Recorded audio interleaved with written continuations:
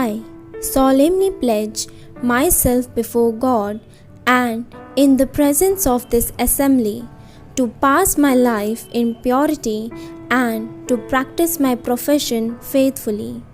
I will abstain from whatever is deleterious and mischievous, and will not take or knowingly administer any harmful drug.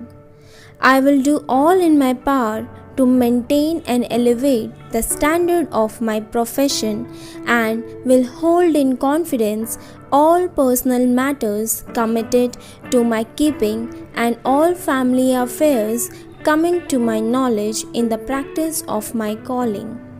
With loyalty, I will endeavor to aid the physician in his work and devote myself to the welfare of those committed to my care.